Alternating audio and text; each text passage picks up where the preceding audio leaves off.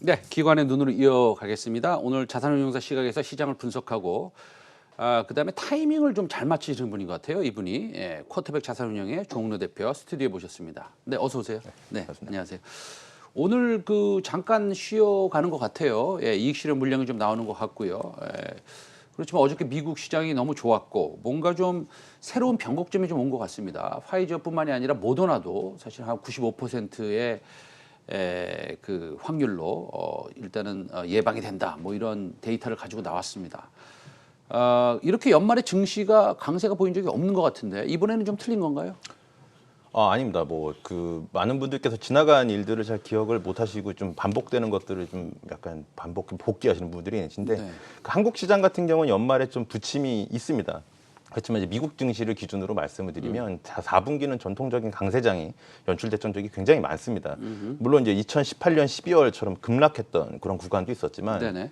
데이터적인 측면에서 살펴볼 때 지난 한 15년 정도 동안에 미국 증시 4분기의 그 상승 확률은 거의 80%에 육박할 정도로 높습니다. 뭐 여긴 여러 가지 이유가 있을 수 있습니다. 이제 얼마 후에 시작할 그 추수감사절을 비롯해서 이제 연말 연휴를 앞두고 쇼핑 시즌이 시작되는 이제 블랙 프라이데이 등이 이제 소비 심리 그리고 투자 심리에 굉장히 긍정적인 영향을 주기도 하고요. 근데 일반적으로 이제 기관 같은 경우에 실적 추정치를 연중 내내 굉장히 보수적으로 내려놓습니다. 이런 부분들이 이제 실제 연말로 가면서 이익 추정치를 이제 상향하는 흐름들이 나타나면서 이런 부분들이 좀 복합적으로 영향을 주기 때문에 4분기가 좀 전통적인 강세장이었다라고 말씀드릴 수 있겠고요. 이번 같은 경우는 뭐 미국의 대선이 종료되었고 이제 아까 말씀 주신 것처럼 화이자, 뭐 모더나 등의 백신 관련 소식들이 나오면서 조금 더 강세가 좀 강화되고 있는 것 같습니다. 미국 시장이 어저께 굉장히 많이 올랐습니다. 네. 그다음에 나스닥 선물도 지금 좀 오르고 있는데 그 다우 지수가 사상 최고치를 돌파했습니다. 이거는 이제 그 경기 민감주, 경기 순환주, 소위 말하는 시클리컬들이 상당히 지금 좋은 모습을 보이고 있습니다. 뭐 카니발도 이제는 좀 오르고 있고요. 보잉사도 좀 오르고 있고요. 다우 지수가 3만 지수를 넘을 수도 있다. 뭐 이런 의견도 있습니다. 어떻게 보십니까? 뭐 충분히 가능할 것 같습니다. 네. S&P도 사상 최고치를 경신했고요.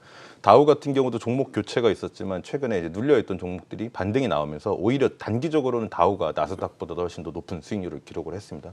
그래서 현재 뭐 미국 증시를 끌어내릴 만한 요인이 이게 그다지 많지 않기 때문에 현재로서는 뭐 오늘 밤중이 아니더라도 이제 사상 최고치 3만 선 돌파 가능성은 굉장히 높다고 보고 있습니다. 오늘도 외국인들의 매수세가 이어지고 있습니다. 코스피 쪽은 그렇습니다. 네. 코스닥도 그간 그렇게 나쁘지는 않았습니다. 오늘 뭐 또 하루 좀 이익 실현이 좀 있는 모양인데요.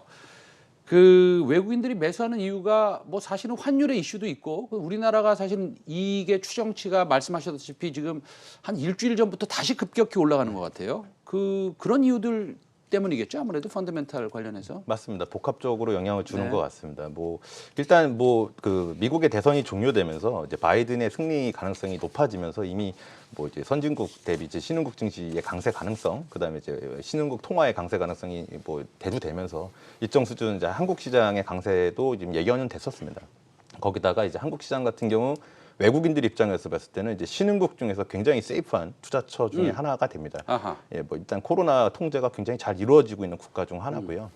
거기다 이어서 이제 환율의 강세, 거기다 말씀 주셨던 이익 그 관련된 실적 추정치가 상향되는 부분들이 고르게 좀 영향을 주면서 좀 상승폭이 나타나고 있는 것 같습니다. 제 생각에는 오늘 지금 외국인들이 코스닥 쪽에 차익 실현 물량이 좀 나오는 것 하고요. 네. 그다음에 시장이 뭐 그렇게 생각보다 많이 올라가지 않는 것. 미국 시장 대비해서 그런 것은 다분히 기본적으로 일부 지역에 우리나라가 1.5단계로 격상이 됐기 때문이라고 생각하시는데 어떻게 보세요? 그 부분도 충분히 영향이 있는 것 같습니다. 사실 밤중에 있었던 뉴스로 따지면은 오늘 국내 시장은 지금 현재 나타나고 있는 것보다 훨씬 더 좀 높은 상승률이 예상이 됐었는데 목요일부터 시작되는 1.5단계 격상 이슈가 어느 정도 센티먼트에 영향을 준 것 같고요. 그리고 이제 미 대선 종료 이후에 올랐던 부분들, 빠르게 올랐던 부분들이 조금 차익 실현이 나오는 것 같습니다. 알겠습니다. 제가 뭐 어저께 제가 오프닝 때 이런 말씀을 드린 적이 있어요. 지금 우리가 축구 경기를 하고 있는데 전반전에 지금 바이러스한테 2대 0으로 지고 있다. 그러나 후반전 들어가면 백신이 3골을 넣어서 3대 2로 이길 것이다. 그렇게 본다면 이렇게 1.5로 격상이 되고 미국의 코로나 바이러스 상황이 확진자가 어저께는 좀 덜 나왔어요. 한 13만 5천 명 나온 것 같은데 그가 뭐 16만 명, 18만 명 나오지 않았습니까? 이제는 투자자들이 코로나 백신 확진자 수에 대한 민감도가 상당히 떨어진 것 같은데 어떻게 보십니까? 네, 뭐 지난번에도 말씀드린 것처럼 민감도 자체도 떨어졌고 네. 일단 가장 주식 시장에 그 타격을 주는 게 결국은 보이지 않는 공포, 심리적인 타격인데 이미 한 차례 경험을 했었고 방역 시스템도 갖춰졌습니다. 그래서 신규 확진자 수가 늘어난다라는 이 정량적인 숫자에서 공포를 느끼기보다는 이제 백신이 개발되고 있고 어쨌든 시간이 걸릴지언정 이제 극복할 수 있다라는 믿음이 주식 시장에는 좀 더 만연한 것 같습니다. 알겠습니다. 근데 이제 우리 그 환율 한번 보여주세요. 그 1,106원입니까? 6원, 1,106원. 우리 그 조은혜 대표께서는 1,106원까지 갈 거라고 상상이나 해보셨습니까? 생각보다 굉장히 급하게 내려온 그렇죠. 것 같습니다. 그러면 이 1,100 이하까지도 보시는 건가요? 지금은 어떻게 생각하세요? 예, 현재 분위기로 봐서는 1,100원을 하향 돌파하는 시도가 나타날 것 같고요. 이미 뭐 신흥국 통화의 강세 가능성이 점주되고 있기 때문에 뭐 시기가 언제가 되었던 이제 좀 더 강세로 내려갈 가능성 충분히 트렌드상 존재를 하고 있습니다. 근데 한 가지 우려가 되고 있는 건 저희 아까 말씀드린 것처럼 원화의 강세가 굉장히 가팔랐습니다. 그래서 속도가 너무 가팔랐다. 그리고 이제 뭐 예전에도 한번 말씀드린 것처럼 저희 원화의 강세는 한국 자체의 펀더멘탈 영향도 뭐 일부 있었겠지만 위안화 강세의 영향이 굉장히 컸었습니다. 그래서 위안화의 방향성이 계속 강세로 갈 것이냐에 대한 부분에도 좀 달려 있고요. 거기다가 지금 코로나 같은 경우 지금 백신 얘기가 나오고는 있지만 저희도 1.5단계 격상되고 미국이나 유럽 등에서 아직 전 세계적으로 확산세가 이어지고 있기 때문에 언제든지 굉장히 빠르게 단기적으로 약세 되돌림이 나타날 수 있다. 이런 부분을 좀 염두에 주셨으면 좋겠습니다. 알겠습니다. 그러면은 지금 사실은 조금 보수적으로 보시는 것 같은데, 그 제 뜻은 뭐냐면 영원히 원화 환율이 강세가 될 수는 없지 않습니까? 언젠가는 스톱할 테고 그때를 우리가 모르는 것뿐이죠. 그러면은 지금 정도에서 미국 주식을 환율이 이제는 어느 정도 안정화됐다고 봤을 때 뭐 좀 사야 된다. 뭐 이렇게 생각하시는 건가요? 뭐 역발상적으로 저희는 좀 그렇게 보고 있습니다. 뭐 환율을 전망해서 맞추기란 굉장히 어렵기 때문에 그렇죠. 네. 예전에 비해서 지금 정도로 내려온 환율 레벨이라면 사실상 미국 주식에 대한 전망이 굉장히 긍정적이라는 가정하에 점진적으로 좀 달러를 매수하면서 이제 미국 주식을 늘려가는 부분들이 역발상적으로 굉장히 좋은 전략이라고 생각을 하고 있고요. 여기서 이제 1,100원을 하향 돌파한다라고 했을 때는 사실 달러를 조금씩 모아가는 전략 굉장히 좀 유효할 거라 보고 있습니다.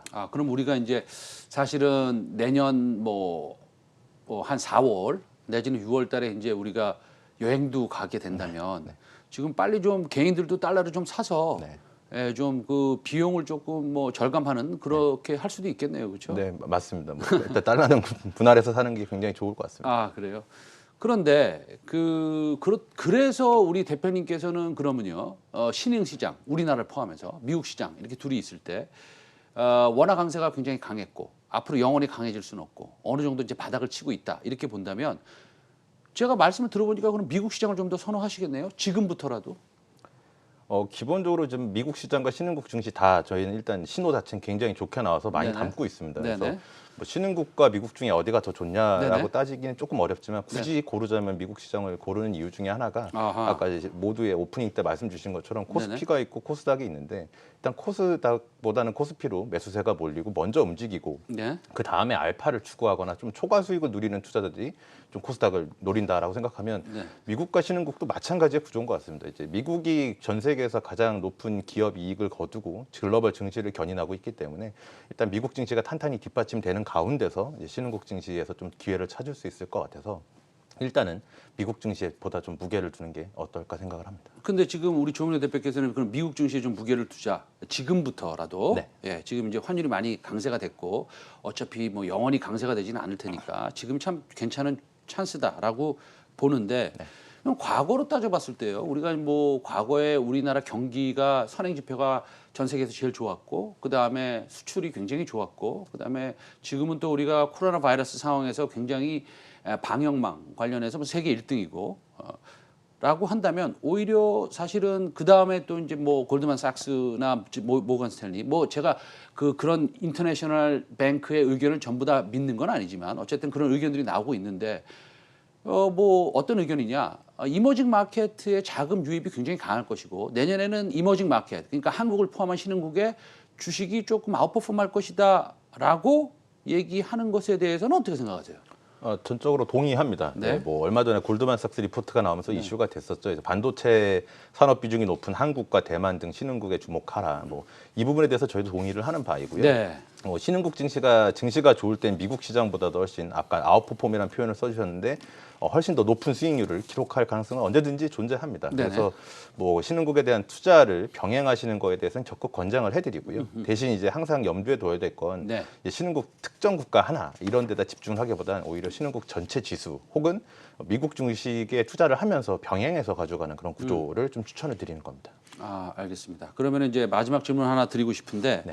지금 보면 뭐 사실 백신이 나온다고 하니까 이 경기 민감주들이 뭐 잘 움직이잖아요. 네. 그다음에 IT도 지금 꿈틀꿈틀 하는 것 같고요. 삼성전자, 하이닉스를 비롯해서 앞으로 그러면 바이오 쪽이나 이런 그 소위 말해서 성장주들 이런 것보다는 당분간은 경기 민감주에 조금 집중을 하는 것이 좋겠습니까? 아니면 지금 현재 성장주들이 좀 주춤하고 있지 않습니까? 네이버나 카카오나 뭐 이런 언택트 관련주 우리가 어떤 전략을 세워야 되면 좋겠습니까? 뭐 일시적으로는 가치주 그리고 말씀 주셨던 경기 민감주가 좀 시장에서 강세를 보이고 있습니다. 그렇지만 기본적으로는 저희 쪽에서 생각했을 때 이제 기술주 관련된 최근에 좀 상대적으로 눌려 있는 종목들이 앞으로 다시 좀 주도주로 격상될 가능성이 있다라고 생각을 하고 있습니다. 그래서 뭐 조금씩 가격이 못 따라가고 있는 흐름이 나타날 때 네네. 충분히 비중을 높여서 담아가시는 걸 추천을 드리고요. 코로나의 사태에 따라서 굉장히 많은 게 갈릴 것 같습니다. 일시적으로는 좀 완화가 되고 백신 이야기가 좀 경기 네네. 민감주를 자극하고 네. 있는 것 같은데요. 조금 더 명확한 신호가 나올 때까지는 아직 그 기존의 주도주에 좀 더 주목을 하시는 걸 추천드립니다. 네. 그 중국 주식에도 회사에서 투자하십니까? 개별 주식은 아니고 ETF에 투자를 ETF 하고 있습니다. 투자하십니까? 중국은 뭐 전반적으로 어떻게 보십니까? 거기 아까 말씀드렸던 한국, 대만에 이어서 네네. 중국 같은 경우도 이제 경제 5개년 계획을 발표하고 새로운 출발을 하기 때문에 현재로서 굉장히 좀 매력적인 시장으로 보이고 있고요. 내년에 예상되는 경제 성장률도 거의 8% 예전에 네, 바오바라고 했었죠. 오늘 나왔던 것 네, 같아요. 네, 맞습니다. 그렇죠? 예. 8%. 굉장히 높은 성장률을 좀 예상을 하고 있기 네네. 때문에 그런 펀더멘털로 봤을 때 중국 증시 뭐 정책적인 리스크만 없으면 여전히 매력적인 시장이라고 보고 있습니다. 기본적으로 근데 중국 증시와 우리나라의 증시의 그 상관계수가 그렇게 높지 않더라고요. 네, 높지 않습니다. 그런데 내년 어떻게 좀 틀릴까요? 어떨까요? 내년에도 사실상 뭐 같은 이머징 마켓에 있다고 치지만 중국 증시는 정부가 주도하는 증시라는 성격도 강하고요. 움직이는 업종들도 굉장히 독특하기 때문에 한국 증시와의 상관관계를 찾기는 조금 어려울 것 같습니다. 혹시 이 전문 분야는 아니신데 마지막 질문입니다. 네. 좀 어려울 수는 있는데 오늘 그 중국의 그 반도체 회사가 그 회사채 원금을 못 갚았어요. 그래가지고 조금 뭐 문제가 좀 생기는 것 같은데 이러면 이럴수록 한국 시장의 반도체 섹터에 대한 그 매력도는 높아지지 않겠습니까? 충분히 가능할 것 같습니다. 네.